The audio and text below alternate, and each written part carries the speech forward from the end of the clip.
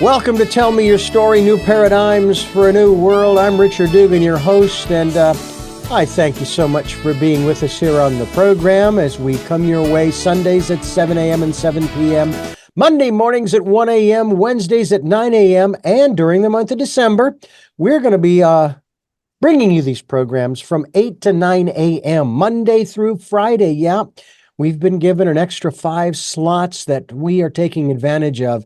This is no exception on this particular program. By the way, we stream live at all those times at richarddugan.com. We also podcast our programs on SoundCloud, iTunes, TuneIn Radio, Spotify, Stitcher, Player FM, Blueberry, iHeartRadio, Amazon Music, and many other locations, too numerous to mention here. We are on YouTube as well, where you can watch these conversations, and I hope that you will.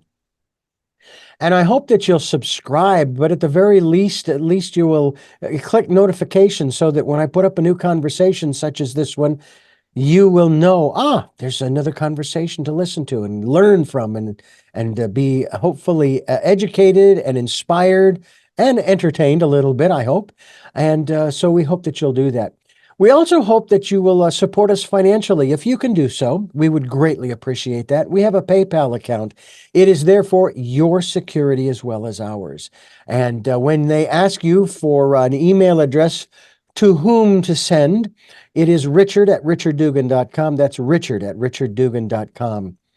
And finally, and I'm going to make it a point that we go into this area on this program today, we ask that you participate in the Decade of Perfect Vision, the 2020s, where we ask you to spend time going within and listening to that still small voice, or maybe just sitting quietly. You can call it meditation, you can call it a pause, you can call it whatever you want, but you should take the time. I'll be honest with you, in the last week or two of this conversation, haven't had much time to do that. I've been involved in a production that here in Santa Barbara. I've shared with you folks before about the Santa Barbara Revels and the winter solstice programs that they put on. And I was involved again this year and had a great time. And of course, as you can hear in my voice, caught a little something, but hey, the show must go on. And I had a wonderful time with a wonderful group of people, both on stage and behind the scenes. And I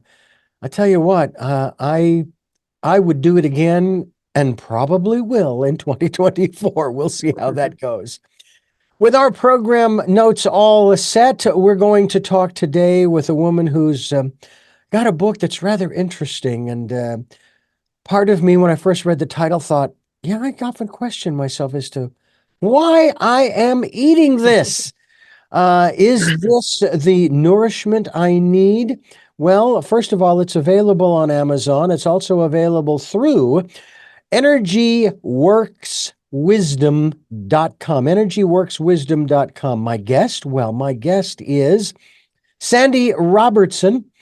She is joining us here. She, oh my Lord, she's got so many letters after her name. I'll let her expound on those as we move forward. She's an author, board-certified holistic nurse, and for the past 25 years, she has been a notable corporate and healthcare systems manager, leader, educator of wellness. And here's a big one for me, not that I've been there, but obesity, as well, programs, I should say. And she has been in the forefront of integrative, complementary, and mind-body approaches to behavior change. Yes, we can change our behaviors, folks. I want to welcome Sandy to the program. Thank you for being with us. Thank you, Richard. Thank you for inviting me to join you. I'm really excited about this conversation today. I want to start, first of all, because you are involved in the obesity programs. I have talked with a number of people about this. And from my perspective, my observation, let me put it that way, and I mean no disrespect to anyone.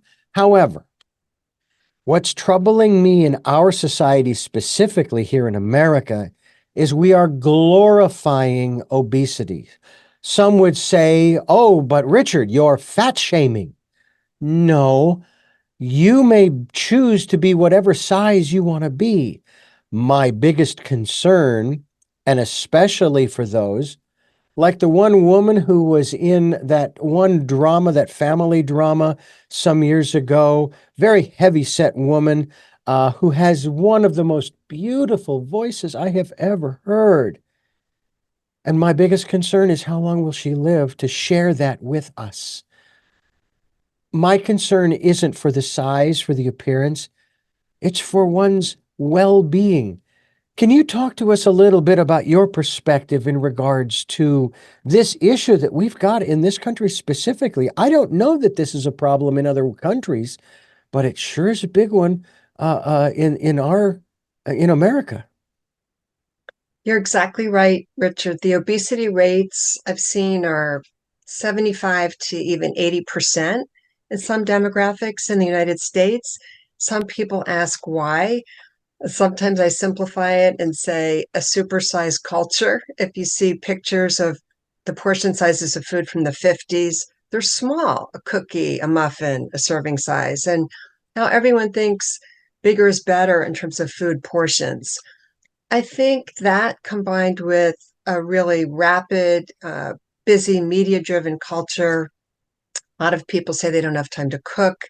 They're turning to fast foods or processed foods. And also, people are eating very fast. So, the combination of all of that, from what I've seen counseling thousands of people in hospital and corporate programs, is people are eating too much, too fast, but most of all, not pausing to tune in, as you talked about in the beginning so beautifully, to just stop and pause and tune in to what's really going on. So, therefore, many people are eating to self-soothe anxiety, stress, depression, other issues, and they're not aware of it. They're not conscious because of this busy, busy lifestyle. I will say some people may have a metabolic issue, so I'm putting them in a slightly different category. And those people, of course, talk to your doctor, get the health care you need, and or some people also could use some mental health counseling, therapy, psychological support for mental health, not just mental health, but trauma that may be there. But Mhm. in summary, there are a lot of things going on about why we choose food and when. And this book, Why Am I Eating This? Is this the nourishment I need? I really wanted people to pause and stop and to look at the concept of nourishment and fuel and self-love, most of all, self-love from a very different perspective and have fun with it too. Mhm. I mean, I recognize that in some instances, as you already alluded to, there are people who have put on the weight as a form of protection because of maybe the traumas and or abuses they've experienced and received in years gone by. And I understand that from the intellectual standpoint, I must say. But at the same time, it's like there has to come a point. And I've seen some of these programs where these people are over 600 pounds and then some. And I think it's laudable that the doctor is really trying to help these people, but they have to have the willpower. And some of them do and are successful at taking off the weight. But then again, there is that psychological component that you were talking about. I remember when I hit 200 pounds, I'm 5'9". And what bothered me wasn't the weight itself. It was the psychological. No, 200 is not my number. That is not me. And I'm now down to 160, but that's due to other issues in my life that have helped to bring that down. So I'm on the one hand, I'm happy, but not so much how that happened, but be that as it may. Um, I mean, 40 pounds I've lost in say 5 or 7 years or something like that. Um, so let's talk a little bit about one of the other aspects of this in terms of why am I eating this? Let's talk about this from the perspective of cravings. And again, I know that a lot of what we're going to talk about here, of course, is more, shall we say, psychological than it is actually physical. But by the same token, what we eat does affect and potentially alter our chemistry, right? Yes, Yeah. absolutely. So I am craving chocolate. I am craving pizza. I am craving acorn squash. I am whatever the craving is. There's usually a reason why we're craving that, or can it be more the psychological, I am craving this because I'm trying to, as you used the term earlier, self-soothe? I think it can be either or both. We have an addiction center in our brain that drives what we crave. And some people, everyone has different physiology and metabolisms. So some people's craving centers crave more of something, Mm-hmm. such as sugar. However, I know a lot of people who, for example, stop eating sugar. They decide, I'm just stop eating sugar. And they also really either stop or reduce carbs, carbohydrates, especially processed foods. And they start eating some fruit instead and more whole grains. And they realize they're not craving the sugar or the carbs as much because they were able to change their metabolism and change to some degree the addiction center in their brain, what they were craving. Other people, and this is in the media a lot now with the weight loss drugs that are getting a lot of publicity, some people are finding they cannot do it on their own and need some medical and medicinal support. And for those people, I encourage them to talk to their doctors. One size doesn't fit all, and it needs to be handled in a very personalized approach for everyone. So that's how I look at it, that it's personalized and individualized. Everyone's metabolism is different. And I know people who have been able to shift their cravings and shift their behaviors around food, choose healthier items and not be craving it as much. And for some people, they realize they do need that support provided by medication. That's another issue we'll get into as well as we continue talking with Sandy Robertson here on Tell Me Your Story. I'm Richard Dugan, your host, and we are talking with Sandy Robertson, RN, MSN, CHTP, CMIP, ABCDEFG. Yeah, I'm, it's a lot. it is. Alphabet. It absolutely is. Pardon me, folks. We're gonna talk more about this wonderful book that she has available for you, but I want you to know that you can go to her website, which is energyworkswisdom.com, which we will be linked to. To connect with Sandy, you can receive a free excerpt from her new book, focusing on self-care and mind-body nourishment. And that's not all, folks. So let Sandy know that you heard about her program, her book. On this program, Tell Me Your Story, and you'll receive a free 20-minute complimentary consultation around how you can use the tools in her book to change your relationship with food and eat for good.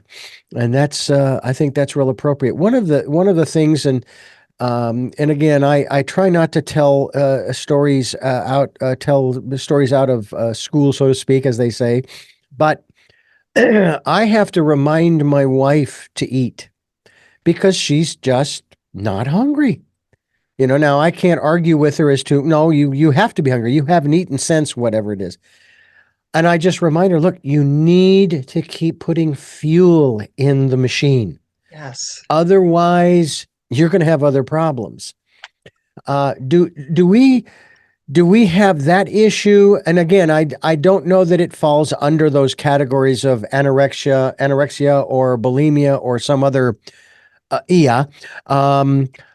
Or if that's something that some folks maybe over 50 or 60, maybe even younger, they just they don't, maybe they don't like the taste of the food, maybe I don't know what the reasons could be, but they don't nourish themselves like they should to keep the machine going.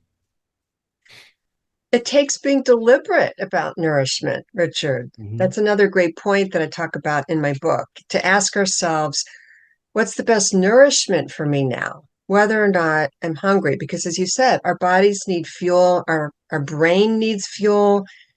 And what I see counseling people, sometimes people forget that. They think, I'm not hungry. Also, I'd like to lose a few pounds. It's fine if I skip meals. But Hmm. their brain needs fuel. And think of Olympic athletes. My father used to use the analogy, look at a fine athlete. They're eating in a very deliberate way for their fuel and optimal fuel. And as I just mentioned, our brains need fuel too. Some people forget this, especially what they eat for breakfast, or they may skip breakfast. So some people, you're right, as they get older, their appetites change, our metabolism changes. Some people eat to live, some live to eat. But what I really want to support people in doing with the book, you said it, changing the relationship with food and eating, is to just reframe how they're looking at food and to see it as fuel and nourishment from a place of non-judgment. So not about shame or blame, but just what's the best fuel for me right now? What's the best nourishment? It may be I need sleep or water or a friend or prayer or spirituality or nature, walking outside. But is this the best fuel for me? Mm. Will this give me energy and comfort? And what else might be the best support for me in terms of self-care? That's really what I want people to step into in this book, in a whole new way of looking at our nourishment and self-care that we give to ourselves every day. And the other aspect of nourishing oneself, and it's hard to go into specifics in this subject because everybody is an individual, everybody's different. But when we eat the foods that we crave or that we think are providing us with nourishment, we are altering, changing our body's chemistry. I know that there's been probably lots of study on the effects of chocolate, say on the hormones and so on and so forth. Um, I guess we can talk about this aspect in a general sense rather than saying, okay, this is what we should all be eating. Because I love those little short films or videos on YouTube that say, this is the perfect food. And it's a different perfect food every week. And then, of course, you've seen, I'm sure, and I remember this back in the 80s and 90s, it seemed like there was a report that would come out almost daily. Coffee is wonderful for you to do this. And the next day, coffee is horrible for you. And you could go down the list of different foods that we eat, and you'd get that kind of back and forth, pro and con.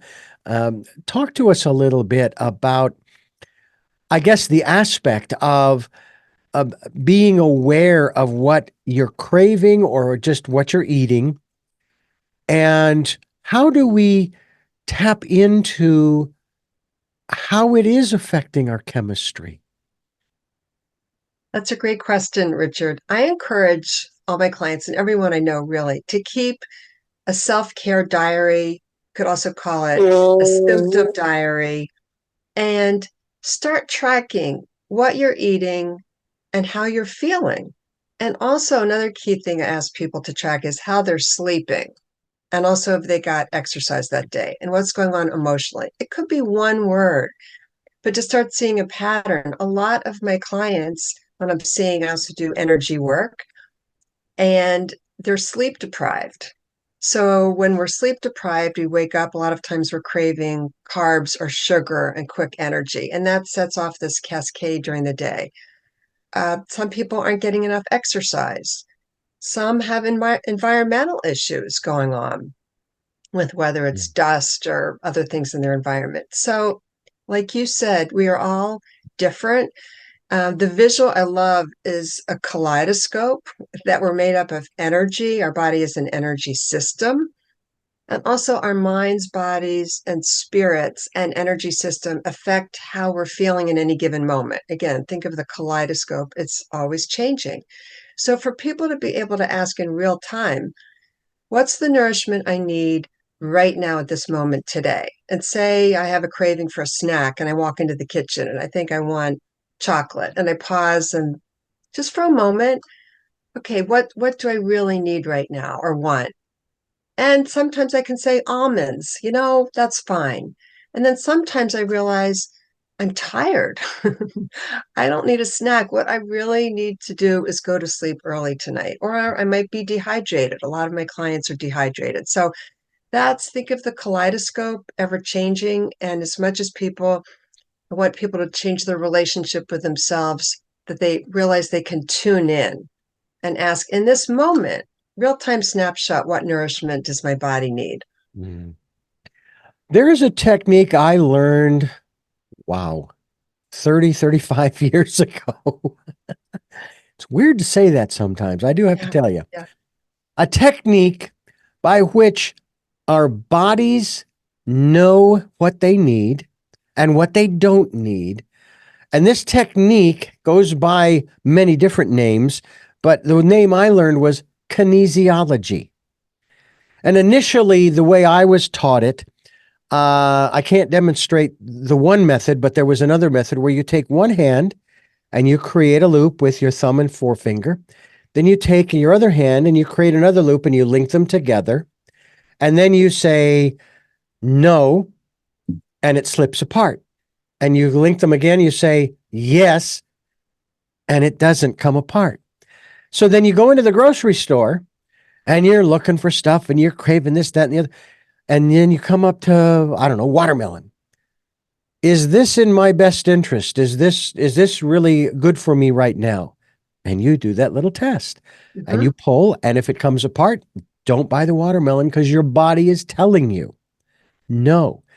And then there comes a point, I think, where you do that enough times over the course of, I don't know, months or years, where you don't even have to do that anymore. You just you know that you know. It's like your intuition, which brings us to that aspect of our intuition, that still small voice. Talk to us about the importance in this regards to why am I eating this? It's disgusting. We all have intuition. You're right, Richard. Some people's are more fine-tuned, but the example you just gave is a great example of kinesiology and or muscle testing Yes. that many doctors, medical providers have been trained in. But I do believe we can train ourselves to, like you just said, listen to the still small voice within and to pause and tune in and just ask. Like I just gave the example of the almonds. I want chocolate. Well, how about almonds? And to get a sense of, yes, almonds would be better fuel for me right now. And so I believe everyone can start doing that if they're willing to pause and tune in and ask the question from a neutral, non judgmental place. It's not about good or bad or judgment. It's just, Yeah. like you said, what's the best nourishment Hmm. right now for my body? And if you're with a friend or family member, it could be completely different for them. That's the Hmm. important thing to remember. It's different for everyone in any given moment. Yeah. In fighting with my blood sugar, I've been through this now twice in my life. The first time I kicked the blood sugar issue in about a month and a half. I got Mhm. it down to normal, no longer type 2 diabetic. And then March of 2023, don't know other than I had read that stress can elevate one's blood sugar, i.e., through the hormones. The stress activates the hormones that then blah, blah, blah, blah, blah.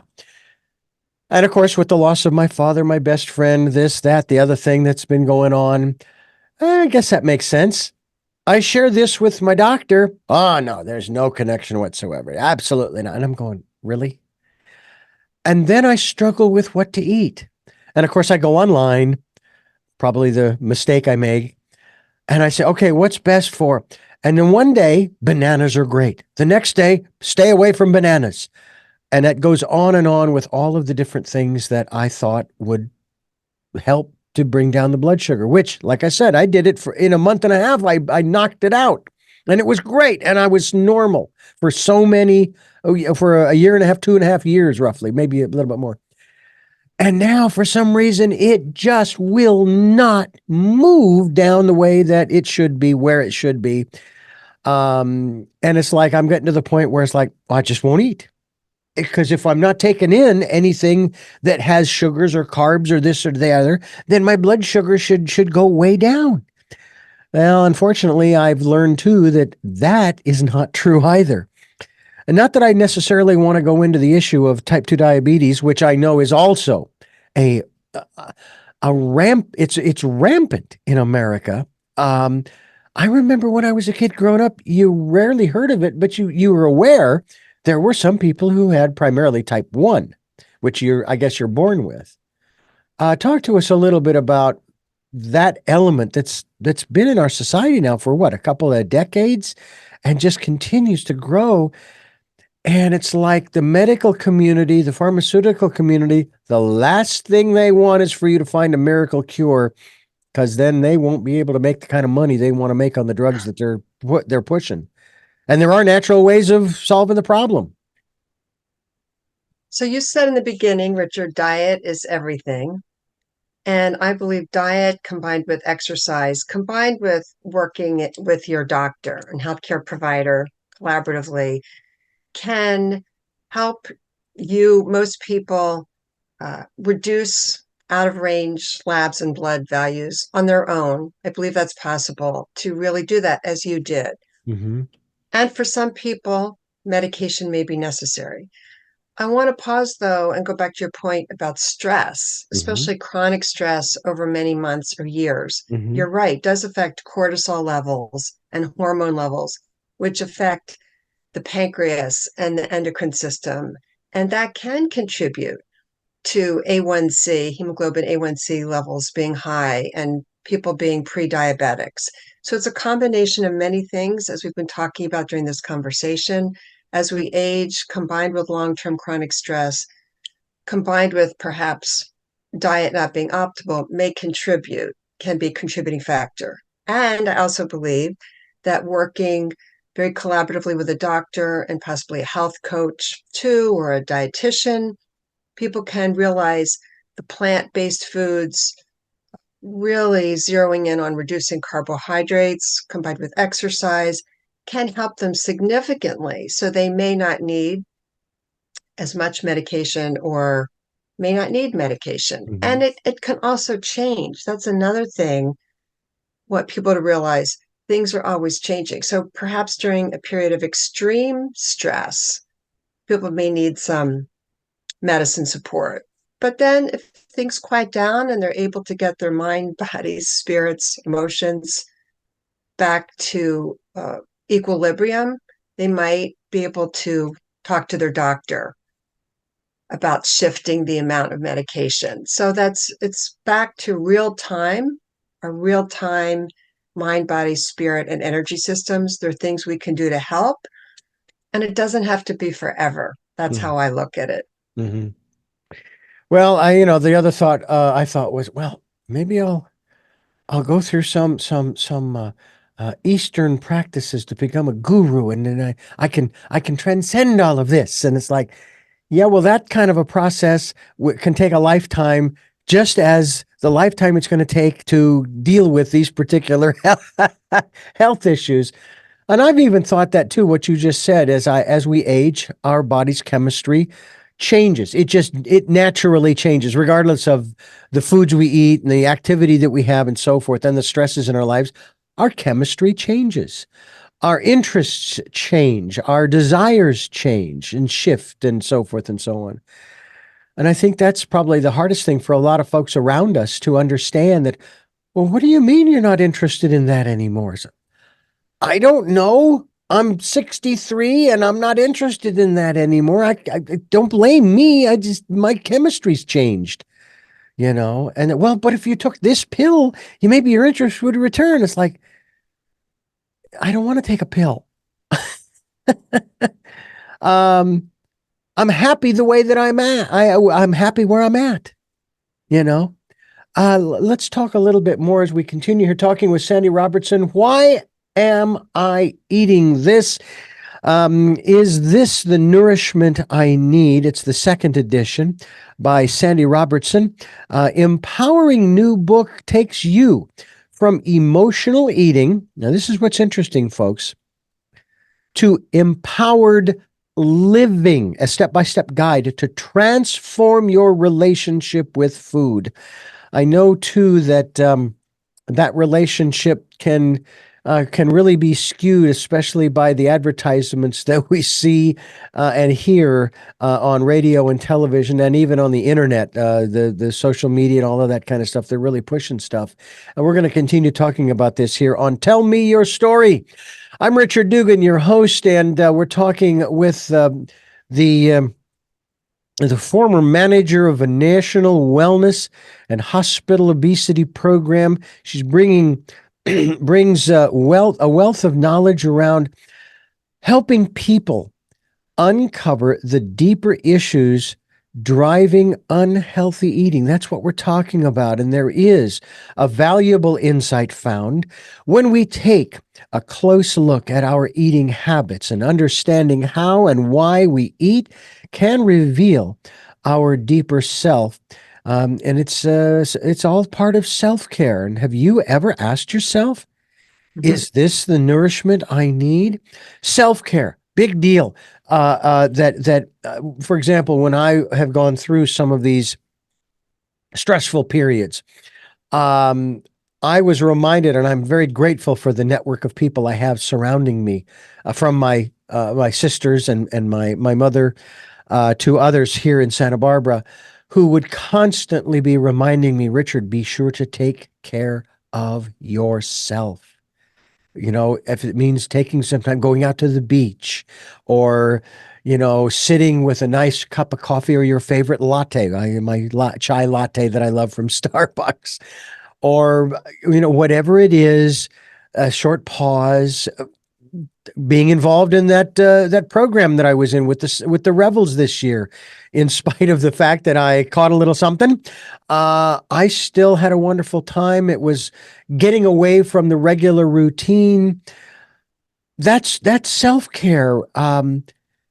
Is it starting to be understood as an important aspect, or is it still, oh, that's awful narcissistic of you? What is that, a big S on self? Luckily there's a lot in the media now about self-care. And a lot of the images I see are bubble baths surrounded by candles. And yes, a walk on the beach, which is wonderful.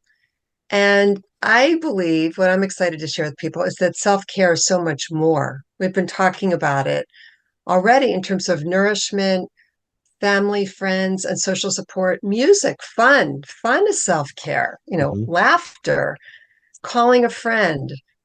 Yes, having a chai latte or a nice warm beverage. I've also mentioned many times, but it's not something to be over or underestimated, is sleep. Sleep is self-care. Sometimes going to sleep at 8:30 is what we need. Mm. Water is self-care. Eating the colors of the rainbow, bright vegetables, leafy greens, fruits with bright colors. I love that. It makes it so simple. Eat the colors of the rainbow, unless your doctor is advised otherwise. So Mm-hmm.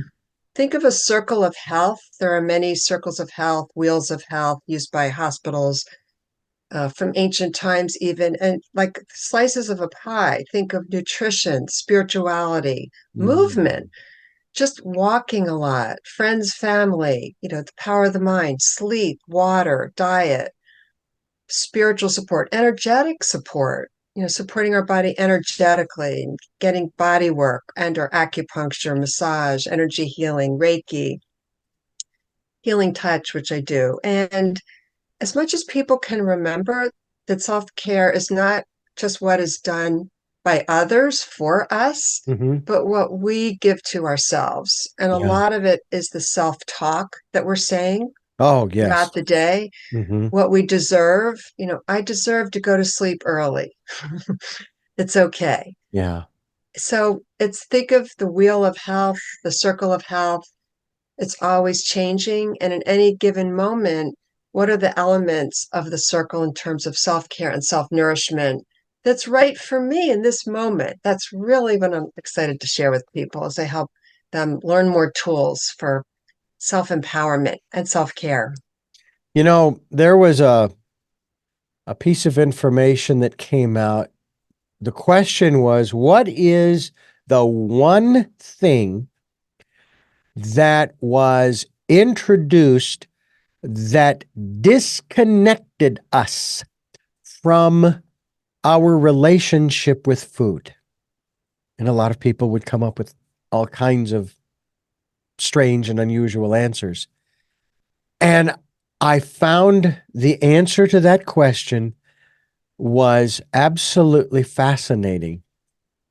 The fork. Because we no longer touched our food. Because it was, oh my God, that's barbaric. You don't eat with your hands. But that's how they ate before the fork, spoon, and knife came along. And of course, there are no photographs of the people of that day and whether they were obese or whatever the case might be. But I thought that was an interesting observation. What are your thoughts?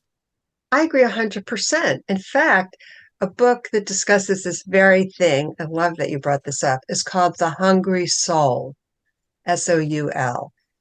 And it Hmm. discusses the evolution of how people have eaten over the centuries, including, like you just said, eating with our hands, which helps us be more in touch with, excuse me, the texture, the amount of food. We're more aware. It's Mhm. really the earliest form of mindful eating, being aware of what we're picking up and holding, how much it weighs, and putting it in our Mm. bodies. And the Mm. book also talks about that a lot of times we think we're craving food and our soul is craving something. So I love it has a lot more great information historically, but I love the two perspectives, and I agree. Probably the fork changed a lot. I think TV, eating meals, watching TV, and/or while on our phones, also changed it because that Yeah. disconnected us from being conscious and aware of what we're putting in our bodies. And Yeah. mindful eating, which I also talk about in the book, and people have heard of mindful eating, but the notion of eating slowly and being present with the food and chewing and savoring and tasting it. And back to the fork, Richard, putting the fork and utensils down in between bites. If you want to Yes. do a great social experiment, just go into any restaurant or, with friends and just notice how many people put their utensils down in between bites versus so most people then eat their meal in 5 or 10 minutes and say, I'm done. I want seconds. I want more. But as you may know, probably know, it takes 20 minutes for the message to get from the stomach to the brain that we've had enough. So, a gift and a tool, another great tool in my book of mindful eating is eating slowly and putting our utensils down. And yes, even maybe being aware of the clock to have meals last at least 20 minutes, even if everyone else is finished, that's okay. And shifting this ritual of eating so that we're more aware and tuned in and connected to the food, like the cavemen. I love that example. Thank you for bringing that up. Well, I've even heard what you just stated, um, that that pausing between bites, even if you're using a fork. My challenge, of course, when eating with one's hands, whether it's let's just say pizza or wings or something like that. For example, I have a container of watermelon here. And I will probably eat that with my hands. Obviously, in this day and age, you got to make sure you wash your hands, please. Especially if you're sharing the plate with someone else. Um, but that's as you've described throughout, that is something that is really, I think, very important in that regard to be more mindful. I want to talk a little bit about the spiritual aspects. In this case, as we're talking about, why am I eating this? Is this the nourishment I need? We're talking with Sandy Robertson, registered nurse, as well as former corporate and hospital wellness program manager. She shares steps in which readers can transform their relationship with food, making space for self care, as we've been talking about, as a form of nourishment, with a background in holistic nursing and leading preventative lifestyle change programs around mind body, I should say, wellness in several corporation corporations and hospitals, and she brings her wealth of knowledge to the second edition of the book, again entitled Why Am I Eating This? Her book, I should say, her website, which we want you to go to, is energyworkswisdom.com. You go to her website to connect with Sandy, receive a free excerpt from her book, focusing on self-care and mind-body nourishment. And let Sandy know that you heard about her book on this program, Tell Me Your Story, for a free 20-minute complimentary consultation around how you can use the tools in her book to change your relationship with food and eating for good. And the spiritual aspects surrounding, how do I want to put this? Nourishing ourselves. There were lots of other things I was going to use the analogy, but I think that one's the kindest, if you will. Nourishing the body physically, chemically, chemistry, and so forth. How do we tap into what are some of your suggestions, techniques, etc., for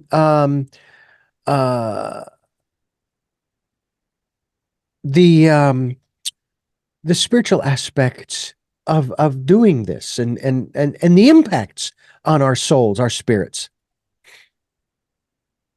Well, Richard, spirituality is different for everyone, and there's religion and there's spirituality. And how I look at it is that it's so helpful and powerful to have something outside of us that we look to that connects us with the universe, or a way for us to connect with the universe, God, source, nature, whatever we want to call it.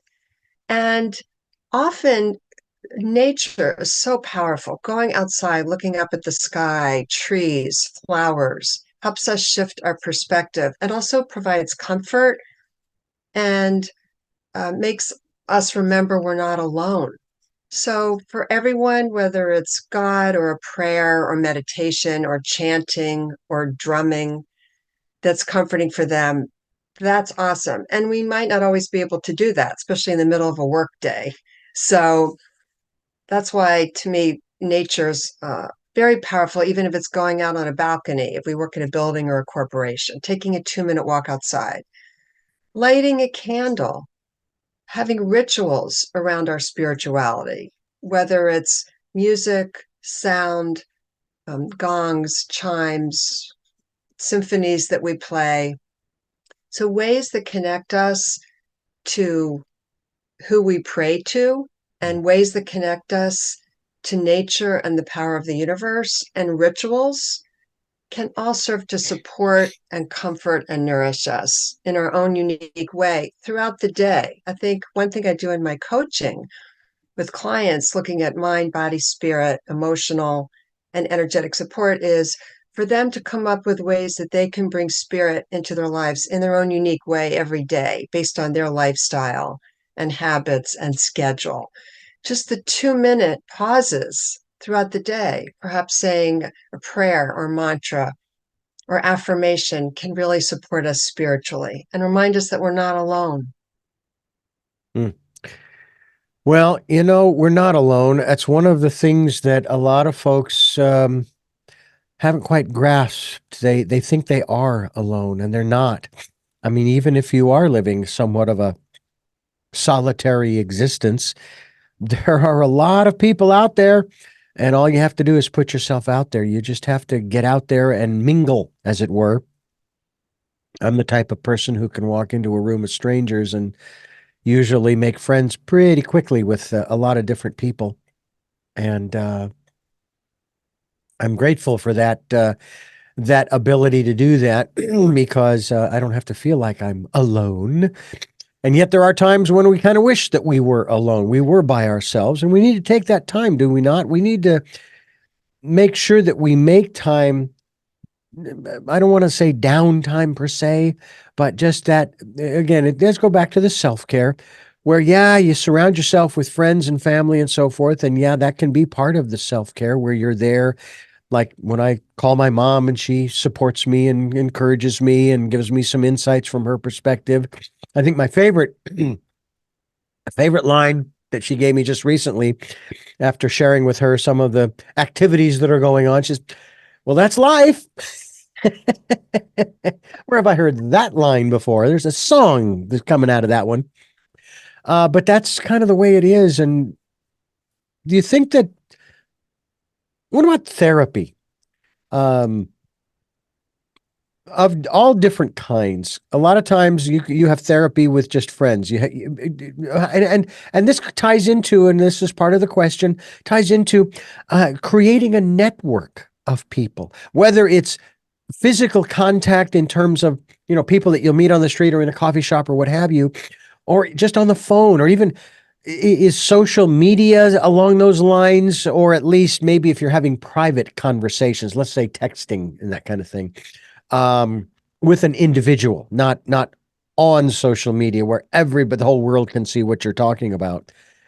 But talk to us a little bit about the importance of creating a network of some sort in terms of therapy. Well, I love the expression, it takes a village. And I try to live by that and encourage all my friends and clients to remember it takes a village. And part of that village does include psychological support, mental health support, uh, spiritual support.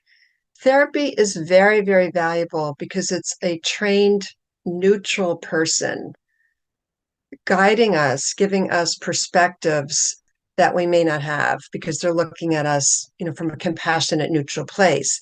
Therapists can also provide a lot of tools, cognitive restructuring, self-talk, other techniques that they've been trained in. And one important thing I'd like your listeners to remember is sometimes it takes some therapists shopping to find the right one that's the best match for you. I've had friends who say, well, I tried, therapy with a therapist, it wasn't helpful. And I encourage people to interview therapists, talk to them, whether someone prefers male or female, to really find the right match for you and what you need in your life. The other point I wanted to bring up is that timing is everything, including all of these things in the circle of health. So therapy might be helpful for a few months or a year. So I want to remind people, doesn't mean it's forever, and it might be, but you're a unique individual. So timing is everything with nourishment, when we eat, when we sleep, and even when it's time to choose a therapist.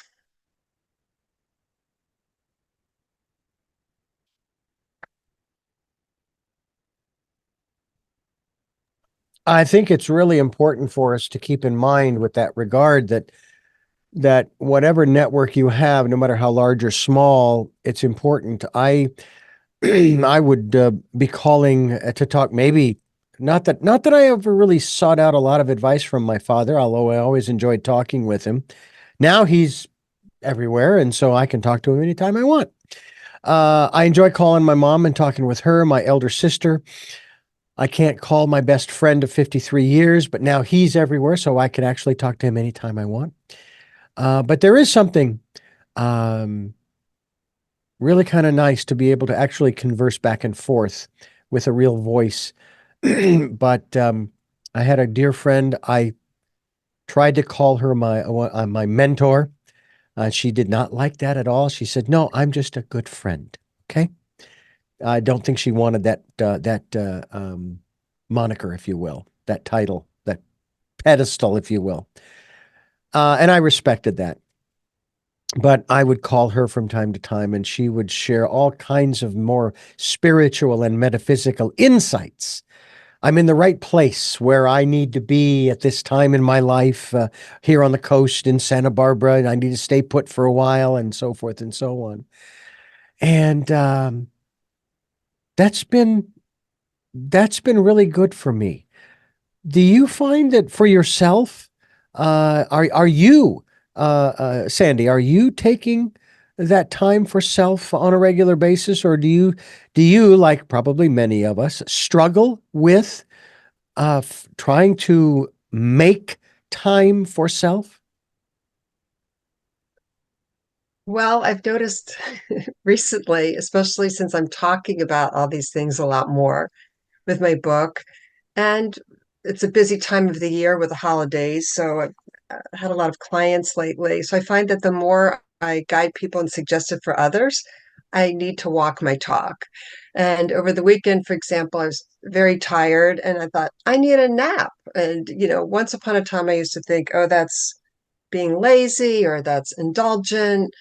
Just keep moving, be productive. And I just paused for a moment back to tuning in. And I was really tired. And my body was saying, you need a nap. Mm. And I fell asleep for an hour in the afternoon. It's unusual. So I'm working more of practicing what I preach in terms of that pause and tuning in with a lot of decisions throughout the day, actually, moment to moment. Is this the right time for this? And what does my mind, body, spirit, energy system need right now? And again, the point sometimes it's 2 or 5 minutes to reset. Yeah. Sometimes going outside, looking at the sky, the leaves, the birds for 2 minutes, breathing back to the power of the breath and oxygenating our brain. And 5 minute walk can be a reset and a refresh. Hmm. Well, I know that when I have the opportunity, I go and yeah, okay, I walk, I take a walk over to the Starbucks to get my latte because that's something that brings me joy in that respect. It tastes good for one. It's all with all natural sweeteners. I use stevia myself or stevia or whatever. Uh, and then I will take a walk down a few blocks and then walk back up again when I have an hour to get away. And I love that. On Yeah. a day like today, with you and I here conversing, you're my first interview. Then I have some programs I have to produce. I have another interview in about 2 hours. And then 3 hours after that, actually 2 hours after that interview, I have another interview. Hopefully, well, it's going to be a challenge to get out and take a walk because it's raining here on this particular day you and I are conversing, but I like walking in the rain too. So there you go. There's a trifecta, so to speak. I get out and walk. I get to walk in the rain, and I get to have my latte with me as I do that. Sounds perfect. Yeah. Sounds perfect. And like you said, 10 or 15 minutes is great. Actually, lately I've started trying to take a little walk for 10 or 15 minutes before dinner. Sometimes it's longer, but I find that 10 or 15 minute at the end of the day, reset, come back and start getting dinner ready. And it's sort of a pre-mindfulness approach to preparing dinner that I'm starving, I'm diving in. And I do it more for just a pause and a refresh, but I've noticed that happens to be affecting that pre-dinner time of, oh, I want a snack, I want to eat something. Yeah. So refreshes are really great throughout the day, just like you pointed out. Oh, absolutely. And there are times when I see I look at my calendar and I'm going, oh, this afternoon I'm going to have this particular time period open. And I'm going to make sure that I get out of here as soon as that show's over and everything's processed. I'm getting out of here and even if I just have a half an hour, I still have enough time to walk. It's only 2 blocks and at least get out, get some air. If there's sun, get some sun. In this case, get some rain. Um, and as much as I would love to take the 20 minutes to walk down to the beach, which is as close as I am, by the way, Sandy, to the beach, literally a 20-minute walk. Nice, very Um, nice. I haven't been to the beach in a long time. Strangely enough, as close as I am, I haven't taken the time. I used to say, I don't have the time. No, no, no, no, no, no. I haven't taken the time. You find that a lot of people take that perspective that they just they don't recognize their level of responsibility for um, they don't recognize their responsibility for their own lives, that they put it on someone or something else. Yes, exactly. I find a lot of people think their schedule is driven by forces outside of them. And if we have a job, of course, to some degree, that's true. But so much of the quality of our lives is driven by how we approach it moment to moment and also what we schedule. Most people are scheduling on their phones in 15-minute increments. So a walk, a 20 or 30-minute trip to the beach, a 10-minute phone call with a friend, listening to some music, that actually can be scheduled. And so I encourage people to take responsibility, like you're saying, for scheduling. I love the concept of self care, but they might want to call it a refresh or a spiritual moment or a reset, whatever phrase they want to use to nurture themselves. They can control that. Yeah, they should take the time. They should take the time. We all should take the time. And we're taking the time here with Sandy Robertson, and she is sharing with us and revealing the nourishment we may be really seeking through our personal eating habits and patterns, self love. When we truly care about ourselves and our physical health and our health habits frequently improve, our health habits do frequently improve. And as she states, outer self care reflects inner self love and appreciation. Do you find that sometimes it's hard to find others who, and again, it's not like we're not looking for approval, but it sure is nice to hear every once in a while, you know what? Because I still hear ringing in my ears from my father. Even the night before he passed away, he told me that he was proud of me. Do you think that for some reason that is so lacking? And that to me seems like an integral part to everybody's lives. They need to be appreciated. I think we need to find people who appreciate us and choose friends who love us and see the best in us and can celebrate our essence and our good points and also know the real us and can be honest with us if some things need tweaking. But it's important to choose friends wisely, and even family sometimes asking, it's okay to say, I could use a little more affirmation, I could use a little more appreciation, and to ask for it. Yeah. Yeah. I, it's interesting. And I know that it is not done out of habit when I talk with my elder sister. We both tell each other that we love each other, as we end the conversation. Love you.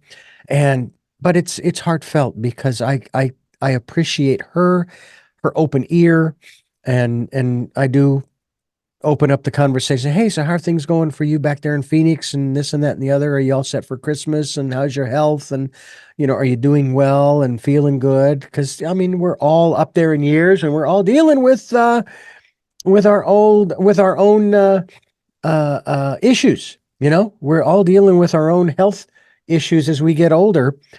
But I'm sitting here going, Sandy, you don't know this. My great grandmother on my mother's side, she lived to be 100. And when in 1995 we were at, I forget which birthday it was, we were celebrating, I said, I'm going to outlive that woman. And as the years went by, I said, and she's making it really hard. Not that I wanted her to pass, but see, my biggest goal is living to 100. Fully intact, I must add. Fully intact. This whole thing with type 2 diabetes and all that, the glucose thing, because, everybody's wanting to scare me. Well, if you don't get it under control, you could lose a toe or a foot or this or that. Shut up. Just shut the heck up. That's not going to happen. I'm going to get this. I'm going to master this again, because that's what it's going to take and that's what it's going to take for anybody, right? To to deal with the certain conditions, because I don't have high blood pressure anymore. I used to, and I would say this is temporary, despite what my mother said that it runs in the family. It's like, fine, let it run in the rest of the family. It's not running with me. What about self-talk, guys? I know you mentioned that earlier. whether we believe, I mean, are you of the philosophy, what is it? Fake it till you make it, speak it until you truly believe it and know it? That works for some people. That doesn't necessarily work for me all the time. I think there's so much power in self-talk. And what I love to remind my clients and myself is that we're talking to ourselves all the time, all day long, thousands of thoughts. And there's a whole aspect of psychiatry, specialization, and psychology called cognitive restructuring, where we learn to notice our thoughts and stop and notice, that's probably not that helpful, what I'm saying to myself right now, and to re-choose, a different, more positive. I mean, Hmm. affirmations are along that line, but I love the research and data behind cognitive therapy and cognitive restructuring, that people can re-choose their thoughts and learn to feel better. And some data looked at it actually, um, comparing it to antidepressants and the power of self-talk. Not to say people should not use antidepressants, but again, the power of retraining our minds to say more positive things. Self-talk is especially helpful, which is a chapter in my book about it, around food. Hmm. And again, it can be a question too. Do I really need that right now? Or how much is enough? I love that question. How much is enough? What does my body really need right now? What fuel would be good for me?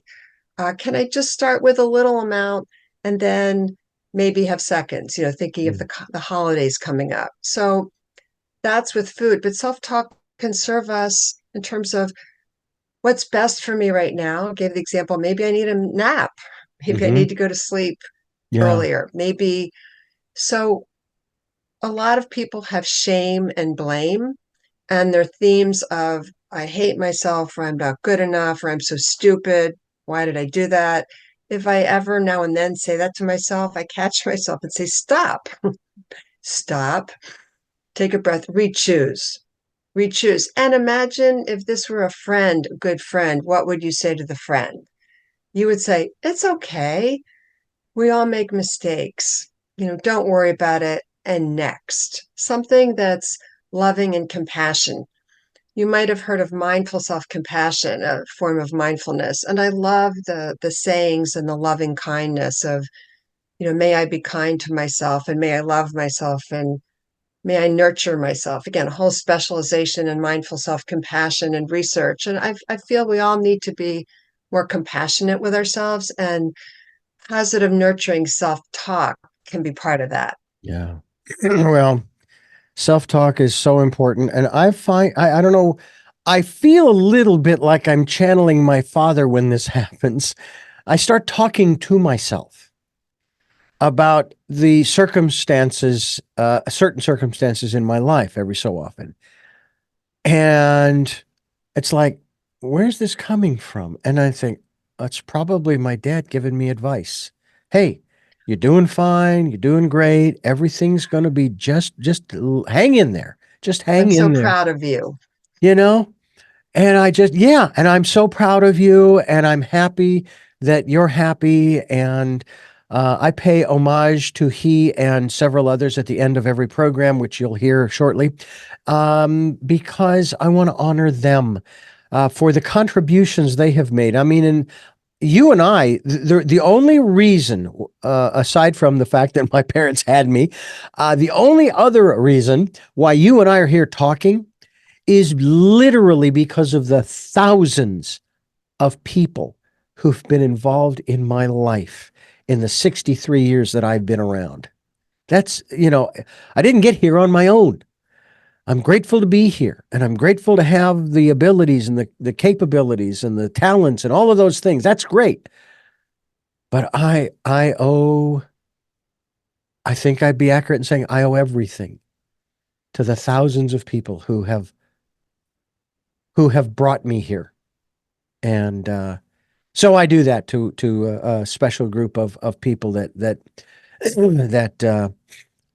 I'll mention when we come to the end of the program. Sandy Robertson's my guest, and she has a book that I want you to get a copy of. I've got my copy. It's not a long read, kids. By the way, is it Audible? Not yet on Audible. It is on Kindle. And it looks like it's such a small little book here. Probably take about a half hour to 45 minutes Yeah, to read. But yeah. but nonetheless, it'll be a good read, a good read. The website is energyworkswisdom.com, energyworkswisdom.com, which we will be we will be linked to. And you want to go to her website to contact Sandy, receive a free excerpt from her new book focusing on self-care and mind-body nourishment. And then let Sandy know that you heard about her book on Tell Me Your Story for a free 20-minute complimentary consultation around how you can use the tools in her book to change your life with food and eat for good. And we hope that you'll get a copy of Why Am I Eating This? Is This the Nourishment I Need? It's the second edition here on Tell Me Your Story. I'm Richard Dugan, and Sandy Robertson, I want to thank you so much. This has been a lot of fun, and I've learned an awful lot from you on this program, Thank as well you. as well as getting some confirmation on things that I've already known. But it's nice to get it from an expert, if you will, someone who has been dealing with this for a long time, a minimum 25 years. And I thank you so much for being on our program. I do have 3 final questions that I ask all of my guests. And I'll ask those of you. But first, I want to thank you for listening to and watching Tell Me Your Story, New Paradigms for a New World, where we are giving you choices and knowledge of those choices to help make your dreams come true. We are here on Sundays at 7 a.m. and 7 p.m., Monday mornings at 1 a.m., Wednesdays at 9 a.m., and during the month of December, Monday through Friday from 8 to 9 a.m. And we stream at those times at richarddugan.com. We podcast our programs on SoundCloud, iTunes, TuneIn Radio, Spotify, Stitcher, Player FM, Blueberry, iHeartRadio, and many other locations, too numerous to mention here. We're on YouTube where you can watch these conversations. And if you don't click subscribe, at least notification. I'm not sure you can do one without the other, but in any event, that way you'll be notified when a new conversation is posted and you can tune into it and listen and learn and be hopefully entertained and educated and inspired as well. We also ask that if you can support the work that we are doing financially, we would be gratefully appreciative. There are expenses involved. They're not huge, thank you, but I managed to keep the expenses low, but they're still there. So anything you can do is gratefully appreciated. And to that end, we have a PayPal account. It is there for your security as well as ours. And the email address you're going to put into that field when they ask is richard@richarddugan.com. That's richard@richarddugan.com. And also, as we've talked about on this program, as we do on almost every program, take time during the decade of perfect vision, and we're almost through it is actually the 4th year of this decade, 2020, the decade of perfect vision, and spend some time in that quiet, peaceful, calm, still place, which, by the way, no one else can get to but you. You found it, but nobody else can. And listen to that still small voice that might be able to help you answer the question, why am I eating this? You just never know. We hope that you will do just that. With all of that being said, we move to our final 3 questions. The first of which is, who is Sandy Robertson?